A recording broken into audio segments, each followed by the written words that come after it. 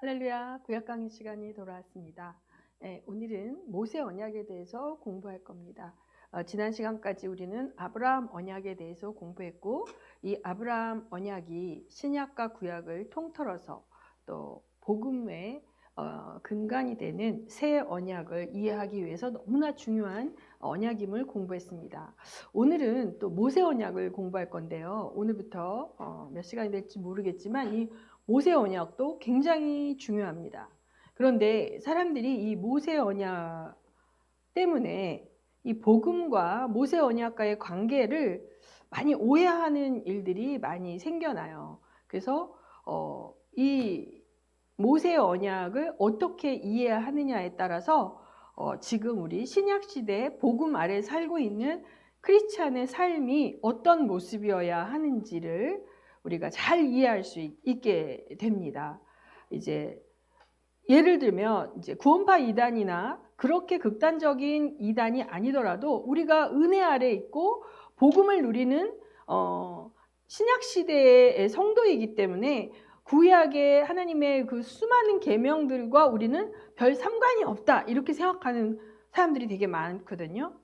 그럼 그런 마음으로 자유함 가운데 이제는 우리가 복음 안에 은혜 안에 자유를 누리면서 마음껏 살아도 돼 이렇게 생각을 하지만 복음서 안에 예수 그리스도의 가르침을 보면 오히려 모세의 토라에 나오는 그 말씀보다도 어떻게 해요?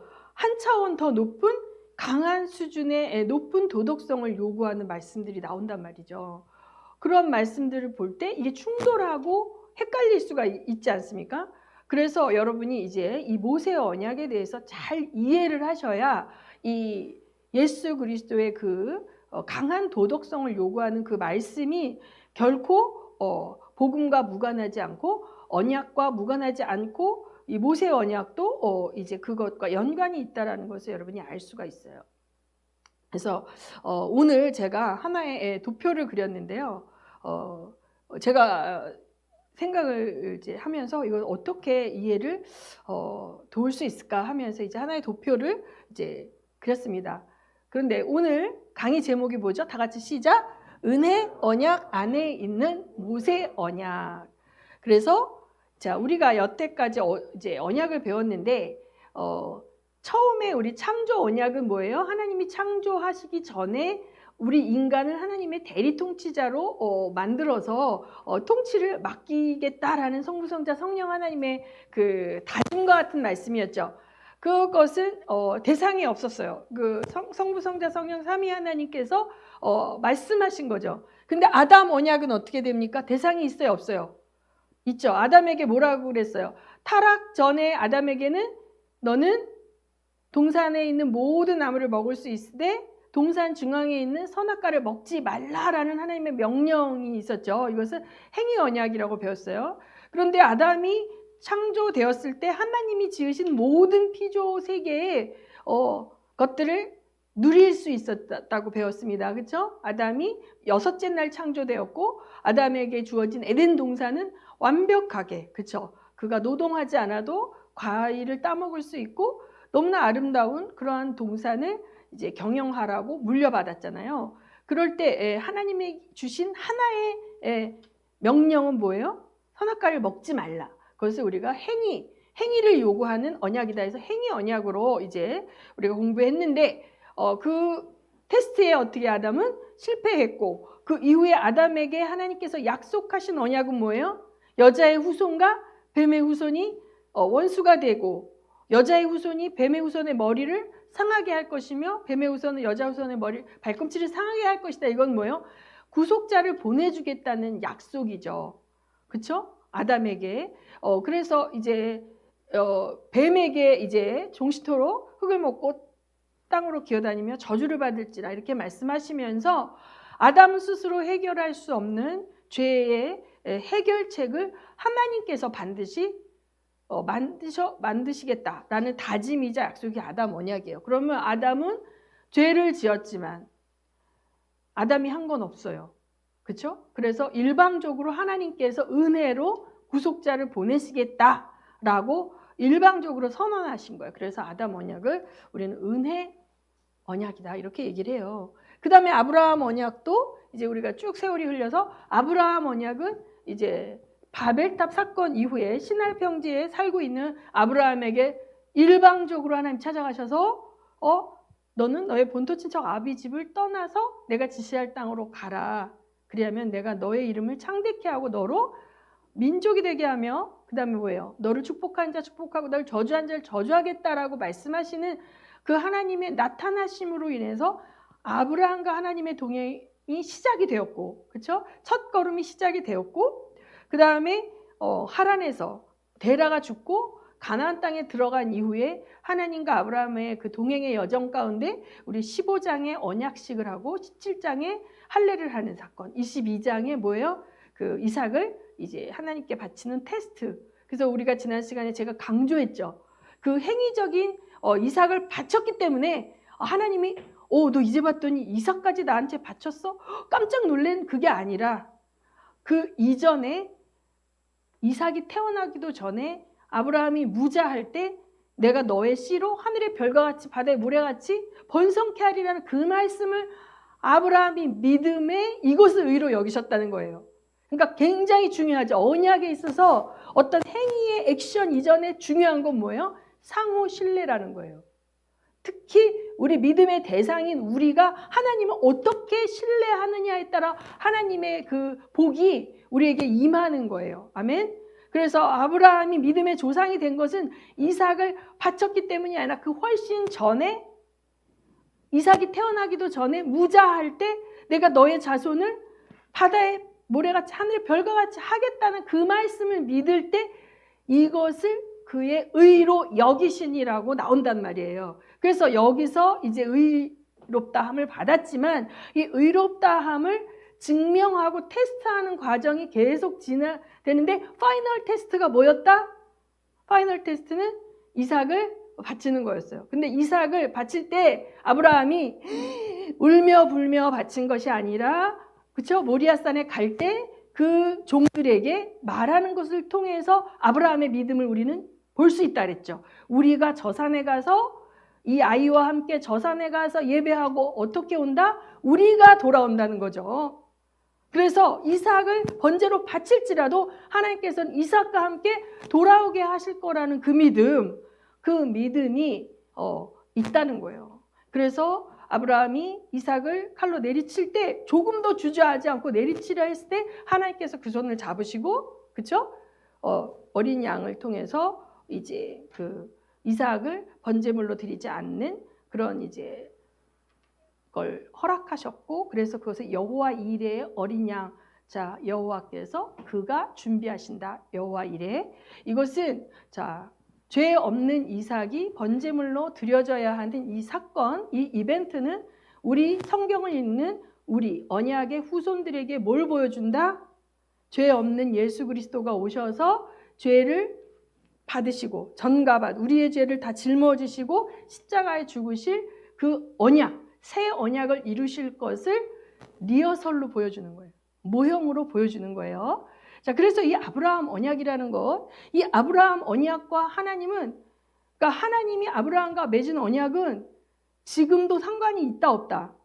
있다는 거예요. 그런데 이제 이 오해는 그건 구약식 언약이기 때문에 우리와 상관이 없다라고 하는 것이 아니라 이것을 자꾸 언약을 하나님은 재계약하시고 재계약하신다.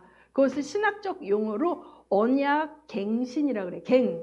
갱은 다시 갱자예요. 이런 말 요새 잘 안 쓰죠. 일반 사회에서도 전혀 쓰지 않아요. 그래서 신학이나 철학 같은 게 어려운 거는 사회에서 쓰는 상식적인 언어가 아닌 다른 용어들을 사용해요. 근데 그 용어들을 의미를 정확히 알아야 개념 이해가 되는 건데 언약 갱신. 그래서 언약이 계속 갱신되면서 최종적으로 갱신된 언약이 새 언약이에요. 예수 그리스도와 우리가 맺은 그 새 언약은 그냥 밑도 끝도 없이 그냥 뚝 떨어진 언약이 아니라 아담 언약부터 아브라함 언약부터 쭉 이어져 오다가 마지막으로 갱신된 언약이 새 언약이다. 이렇게 이해하셔야 됩니다. 알겠습니까? 그래서 구약과 신약이 떨어져 있는 별개의 논리로 되는 책이 아니라 통합적으로 한 흐름으로 이어져 가는 것 중에 가장 중요한 개념이 언약의 개념이라고 제가 얘기하지 않았습니까? 그렇죠? 그 다음에 이제 이 언약 중에 그 은혜 언약이라는 것은 자, 대상자가 한 게 별로 없어. 그런데 하나님께서 일방적으로 우리에게 주시는 걸 받는 게 은혜죠. 대가를 지불하는 것이 아니라 대가 없이 받았어요. 그래서 그게 은혜예요. 그렇죠? 우리가 구원을 대가 없이 받았어요. 단지 예수 그리스도가 우리를 위해 죽으셨다. 그가 우리의 구속자다. 그걸 믿는 믿음으로 대가 없이 행위적인 어떤 것 없이 믿는 것 하나로 받았기 때문에 은혜라고 그러죠. 근데 이 은혜와 굉장히 달라 보여요. 모세 언약이. 모세 언약이. 그렇죠? 모세 언약 그러면 자, 모세는 어디서 등장합니까? 성경에 출애굽기부터 등장하잖아요. 그러면 자, 우리 토라 중에 창세기, 출애굽기, 레위기, 민수기, 신명기 그러는데 자, 창세기에는 우리가 여태까지 언약에 공부했던 아브라함의 그 가문의 이야기가 많이 나오죠. 아브라함, 이삭, 야곱. 그런데 이 출애굽기부터는 모세와 이제 그 이스라엘 백성들의 이야기가 이제 나온단 말이죠. 그런데 이 모세로 말미암아 하나님께서 시내산에서 이스라엘 민족에게 주신 수많은 하나님의 계명은 하라 하지 마라, 하라 하지 마라라는 명령으로 굉장히 많이 이루어져 있죠. 그렇기 때문에 뭔가 하라 하지 마라라는 명령이 우리에게 왔을 때 우리는 선택할 수 있어요. 순종할 것이냐 불순종할 것이냐 우리가 선택할 수 있어요. 자유의지를 가진 우리가. 똑같습니다. 아담에게 에덴을 주시고 선악과를 먹지 마라 금지 명령을 주시고 아담에게는 그것을 순종하거나 불순종할 자유의지가 있었죠. 똑같습니다. 이 이스라엘 백성에게 하나님께서 이 모세를 통해서 시내산에서 주신 하나님의 그 계명들은 엄청난 명령들이 많습니다. 그런데 그 명령을 이스라엘 백성들은 순종할 수도 있고 불순종할 수도 있어요. 그렇죠? 근데 이제 이게 굉장히 어렵고도 미묘한 문제인데 이 모세 언약에 대한 신학적으로 두 흐름이 있어요. 두 흐름이 있는데 첫 번째는 이제 세대주의적 시각이라는 관점이 있고 두 번째는 이제 개혁주의라는 관점이 있습니다. 좀 어렵죠? 세대주의는 침례교 쪽 교단 쪽에서 이제 이 이론이 되게 많이 있고 극단적인 세대주의자들은 이단이에요. 그러나 극단적이지 않고 좀 온건한 세대주의자들은 침례교나 백투 예루살렘 운동하시는 분들 가운데도 이런 세대주의적 관점을 가진 분들이 되게 많습니다.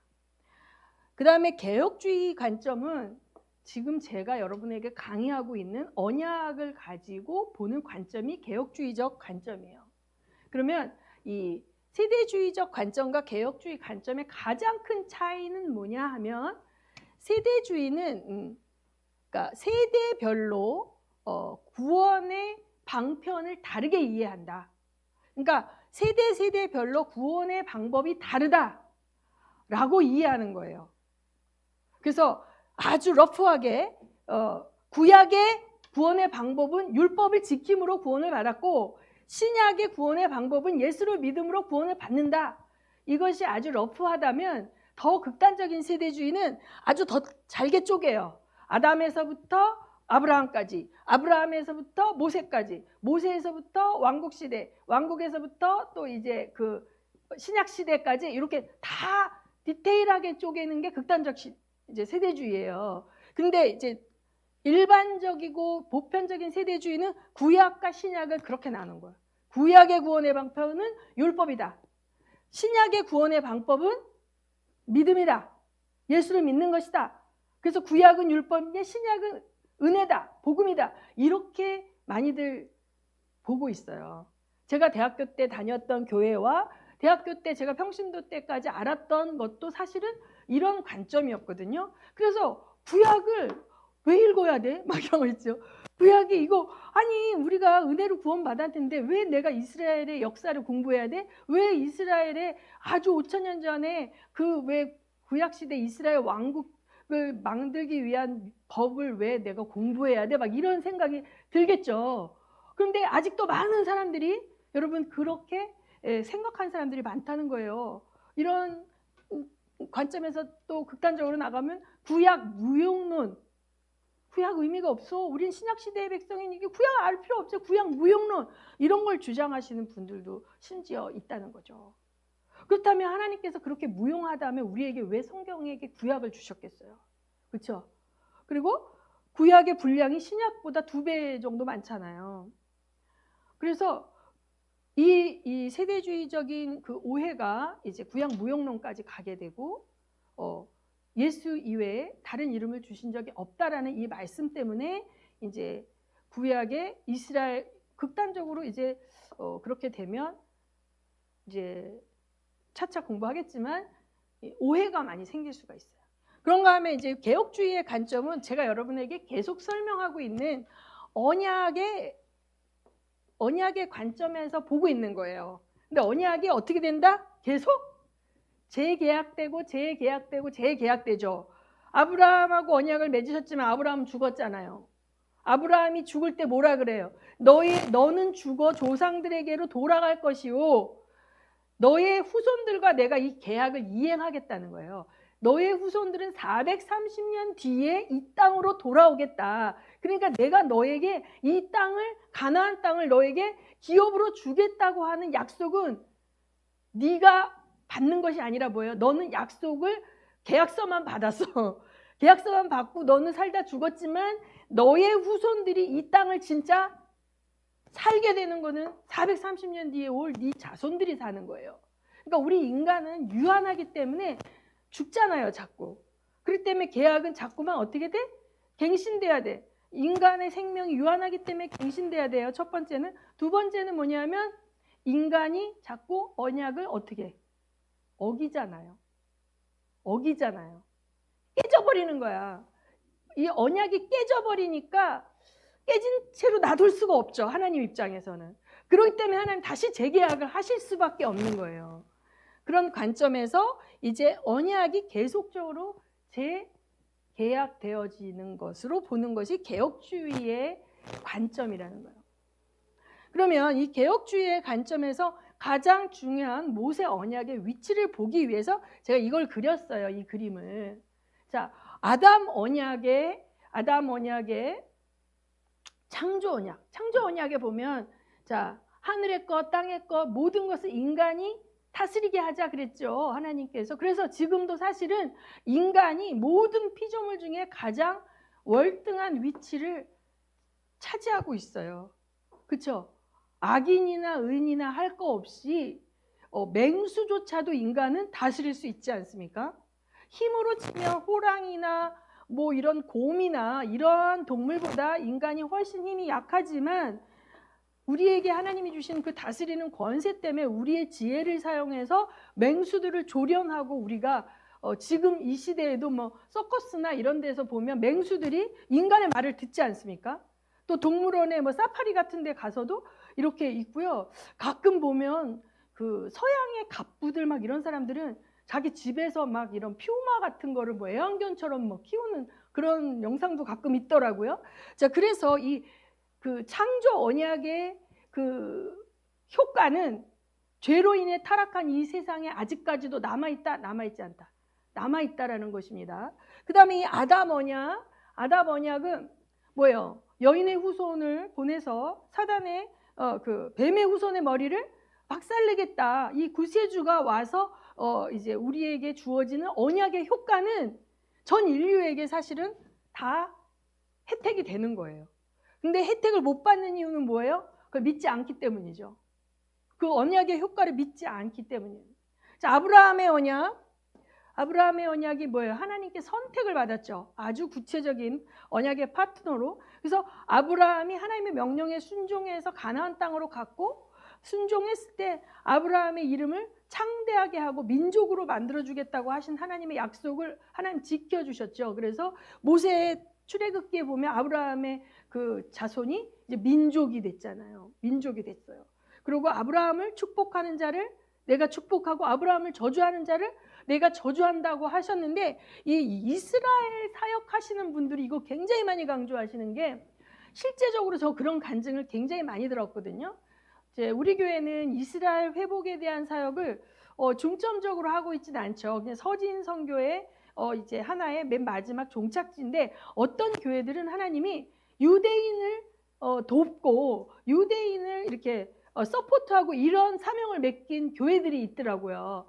뉴욕이나 워싱턴 쪽에 있는 어떤 교회 목사님이 저랑 같이 이제 그 예루살렘 갈 때 그분이 오셔서 간증하시는 걸 들었는데, 그 교회에 갑자기 하나님께서 이제 어떤 사건들을 통해서 그 뉴욕에 있는 그 메시아닉 주들 혹은 메시아닉이 아니더라도 그 유대인들을 이렇게 연계해서 돕고 뭐 이렇게 이제 봉사하고 이런 일을 하게 되면서부터 그 교회가 엄청 복을 받았대.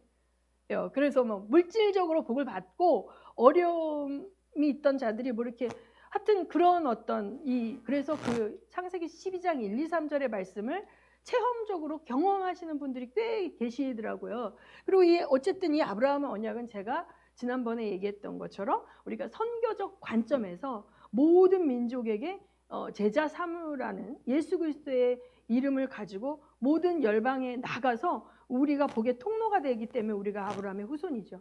그래서 하나님께서 우리가 먼저 그 나라와 그 의를 위하여 일할 때 우리의 인생 가운데 우리의 해결해야 될 과제들을 하나님이 해결해 주시더라고요. 저 자신의 개인적인 간증만 해도 제가 저도 한 가정의 엄마이자 아내이지 않습니까?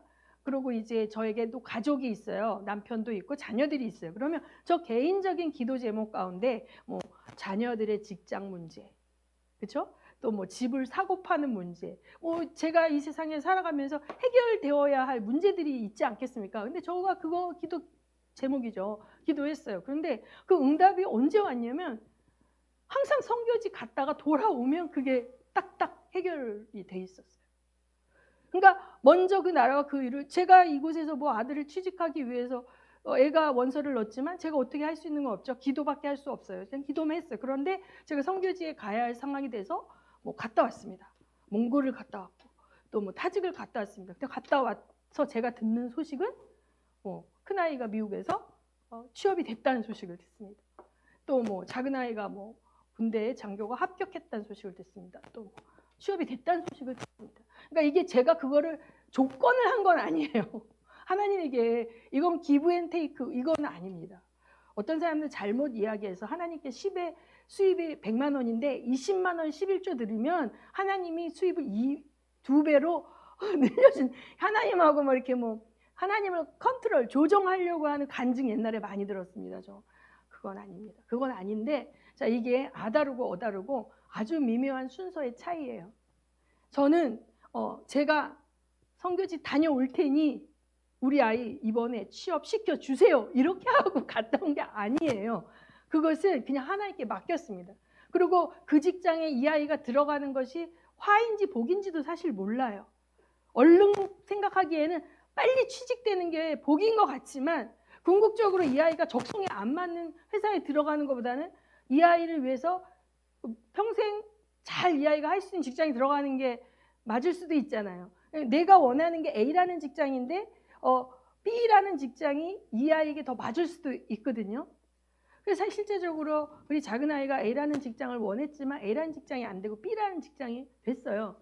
그 때문에 제가 살아보니까 우리는 참 유한한 존재고, 그래서 무엇을 주세요라고 확실하게 얘기할 수 있는 힘이 점점 없어지는 거예요. 그게 화인지 복인지는 사실은 얼른 보기에는 복인 것 같지만 그게 아닐 수도 있거든요. 그래서 그냥 주님 뜻대로 해주십시오라고만 기도할 뿐이죠. 우리는 그렇게 기도하고, 저는 이제 저에게 주어진 명령이죠. 복음의 증거자가 되고 제자 삼아야 되니까 그 명령에 순종했을 뿐인데, 하나님께서 나의 삶의 부분들을 해결해 주신다는 거예요. 여러분 이게 정말 중요해요. 믿는 자들의 이런 믿음의 간증이 다음 세대라든지 믿음이 연약한 자들에게 하나님의 말씀은 살았고 운동력이 있으며 그 하나님은 반드시 약속을 지키시는 분이라는 것을 경험한 우리들이 증인이 되어줘서 말을 해줘야 그들이 더 쉽게 순종할 수 있는 용기를 얻습니다. 세상 사람들의 논리로는 말이 안 될 수도 있거든요. 그런데 우리는 세상 사람들의 논리를 따라 사는 것이 아니라 하나님의 말씀을 따라 살 때 하나님의 말씀이 통치하시고 하나님이 나를 책임져 주시는 그 길을 따라가는 것이고 그것이 성경에서 얘기하는 좁은 길이거든요. 그래서 이제 성경 또 이게 신학적 용어로 카운터 컬처라 그래요. 이 세상 문화, 컬처가 있는데 이 언약 백성들이 세상에 보여줘야 하는 컬처, 문화는 카운터 컬처다. 한국말로는 카운터는 반문화다 이라고 약간 그 어감이 안 좋은데, 그러니까 또 다른 하나의 삶의 방식을 우리는 보여줄 수 있어야 돼. 그러니까 아브라함과 이삭이 그걸 보여줬죠. 우물을 팠는데 힘으로 뺏었어. 그랬는데 싸우지 않고 그냥 포기하고 다시 또 하나님께 의지하면서 또 팠더니 또 나왔고 또 나왔고. 그래서 양보할 때가 있고 싸워야 할 때가 있습니다. 그래서 이제 이 출애굽기는 많은 오해를 이제 출애굽기를 통해서 우리가 많은 오해를, 하나님에 대한 오해, 또 이 말씀과 진리에 대한 오해를 이제 할 수 있는 그런 본문들이 굉장히 있는 거기 때문에 여러분이 이번 기회에 그것을 잘 정리했으면 좋겠습니다. 그래서 이 아담 언약 바운더리보다 아브라함 언약의 바운더리는 더 작죠. 그 아브라함의 택한 사람들 가운데 이 모세 언약의 백성들이 있는 거예요. 그러면 자, 이쪽 부분에 있는 사람은 아담 언약에 대한 혜택은 받지만 아브라함 언약과 모세 언약에 대하고 상관없을 수 있겠죠. 그리고 이쪽에 있는 사람은 아담 언약과 아브라함 언약의 혜택은 있지만 모세 언약과 상관이 없는 사람도 있겠죠. 그러나 여기 있는 사람은 아담 언약의 혜택 안에 있지만 아브라함의 언약의 구속을 받고 모세 언약의 구속을 받는다. 매임을 받는다. 라는 것을 이해하시기 바랍니다. 자, 그래서 모세 언약을 이제 구체적으로 들어갈 거예요. 근데 이 모세 언약은 하나님이 이제 모세 언약이라고도 하지만 시내산 언약이라고도 합니다. 왜? 시내산에서 이 언약식을 했어요. 우리 이제 출애굽기 읽어보면, 그렇죠? 언약식을 맺은 장소가 시내산이에요. 근데 여기서 특이한 게 뭐냐면, 자, 아담 언약은 누구랑 맺었어요? 하나님과 아담이 맺었습니다. 아브라함 언약은 누가 맺었습니까? 하나님과 아브라함이 맺었어요. 자, 모세 언약은 누가 맺었어요? 하나님과 모세가 맺었다고 하면 틀려요. 모세는 언약의 파트너가 아니라 언약의 중개자다. 중매 서는 사람이다.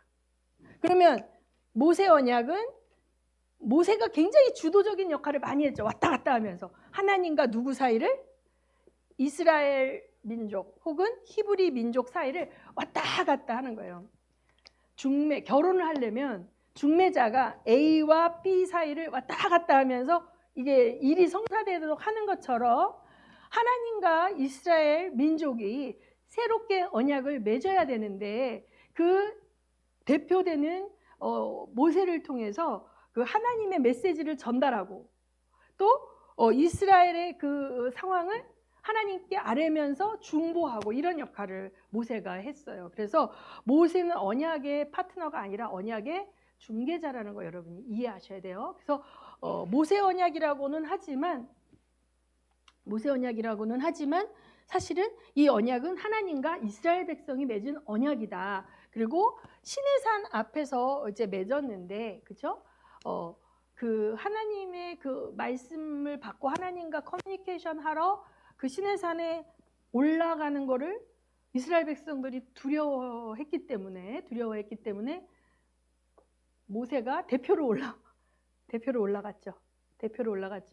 그래서 이제 시내산이 이렇게 있으면 이렇게 맨 꼭대기에 막 이렇게 구름이 이렇게 가리고 있었어요. 그 구름이라는 건 여호와의 임재의 영광을 형상화해서 보여주는 하나의 그 이제 피조물인데, 성막을 짓고 난 다음에 맨 마지막에 어떻게 해요? 여호와의 영광이 구름 기둥으로 임하거든요. 성막은 왜 지으라 그랬어요? 하나님이 그곳에 임재하시겠다는 거잖아요. 임재의 거처로 이제 만드신 거죠. 그런 것처럼 이 성막의 지성소는 구별되고 하나님이 그곳에 임재하시기 때문에 아무나 못 들어가고 거룩하게 정결케 한 대제사장만이 들어가죠. 지성소에. 그거를 시내산을 평면화로 만들어 놓은 게 성소라고 보시면 돼요. 그래서 이 시내산 꼭대기에 구름이 임재되어져서 밑에서 보는 백성들은 보이지 않는 거예요. 모세가 저 구름 속으로 들어갔어요. 지성소로 들어간 거예요.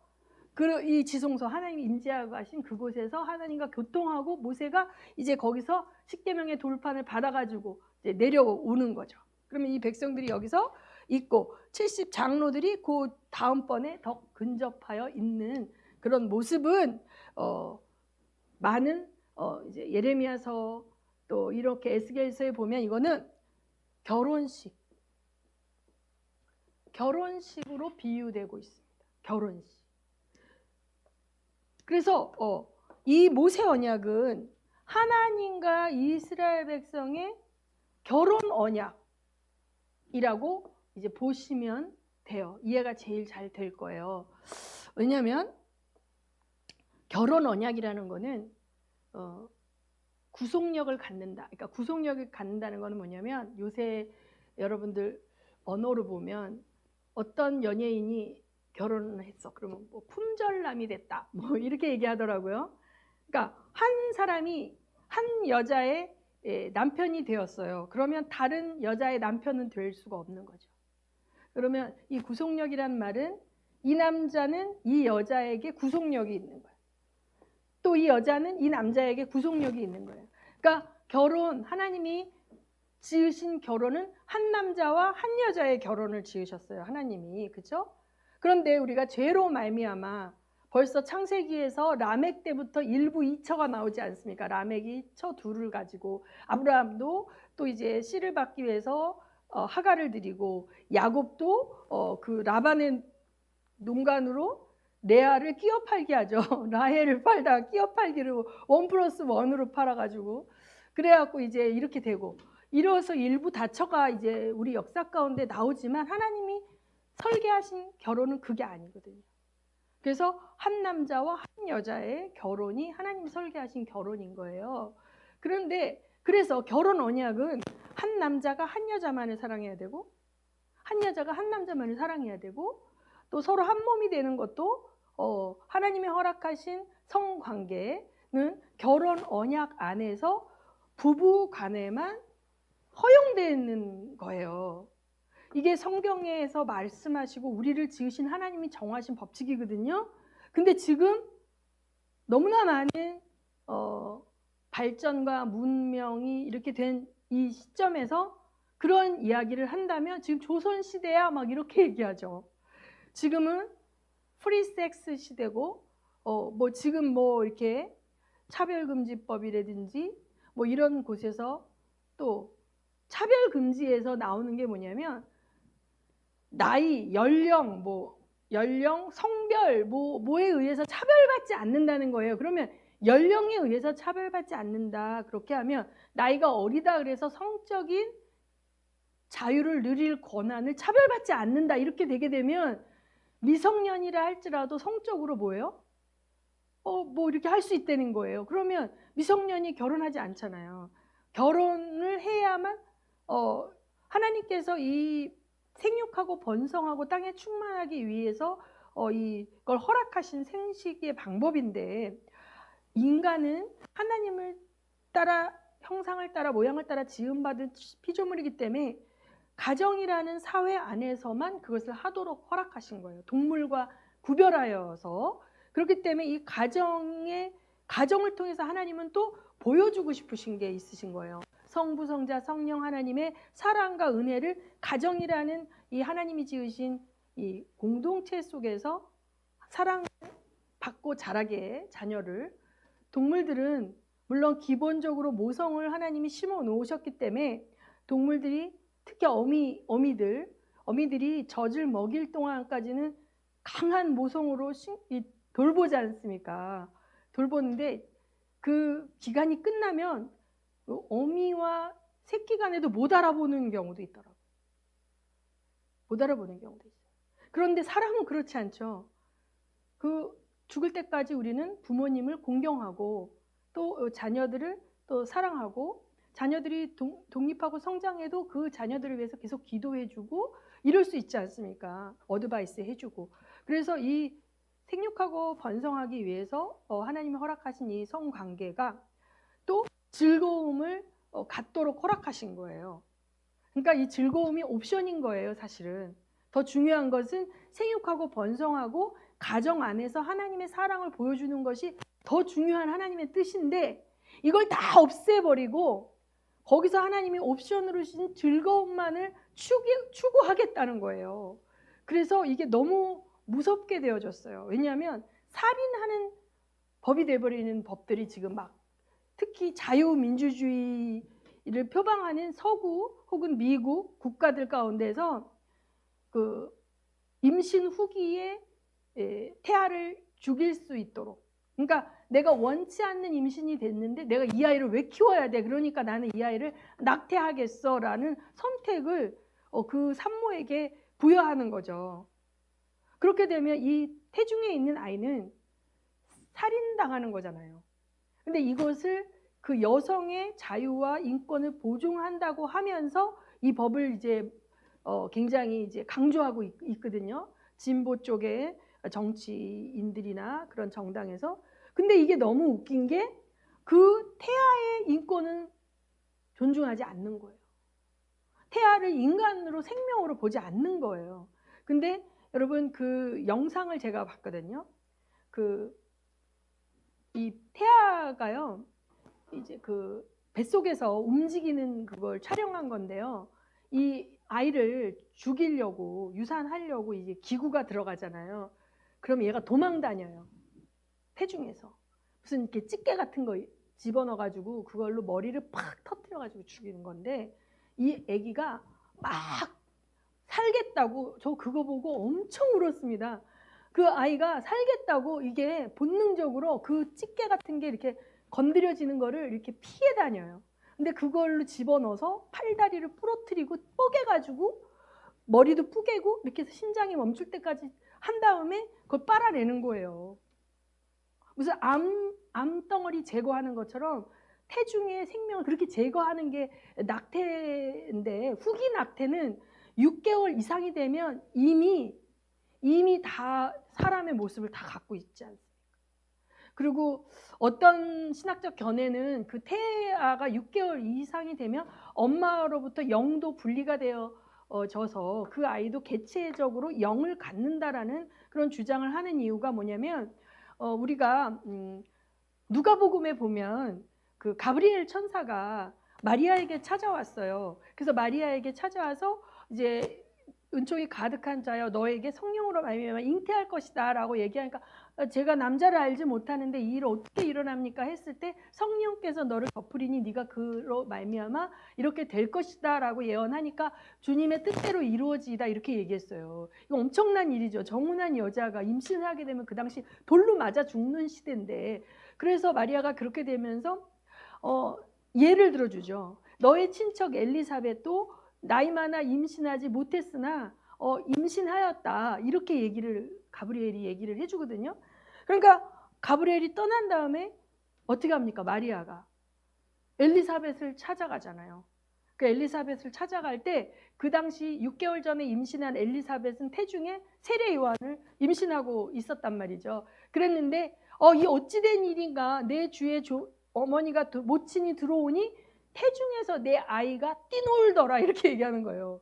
그 태중의 아이가 어떻게 마리아가 와서 문안 인사하는 걸 보고 누군지 알 것이에요. 근데 이 엘리사벳의 그 고백을 보면 영적으로 이 태중의 아기가 그 예수 그리스도를 잉태한 그 구세주의 이제 인간적인 어머니가 온 것을 보고 그 영이 기뻐한다. 그러니까 이렇게 생각을 하는 견해가 있는 거예요. 그러니 6개월, 태아 6개월 이상이 된 태아는 뭡니까? 완전하게 이제 이 세상에 나와도 지금은 의학 기술이 워낙 좋아서 6개월 이후에 미숙아는 아마 살려낼 수 있을 거예요. 옛날에는 팔삭동이 뭐 구삭동이 해서 8, 9개월 되면 인큐베이터 살려낼 수 있지만 아무튼 그래서 이건 살인이거든요.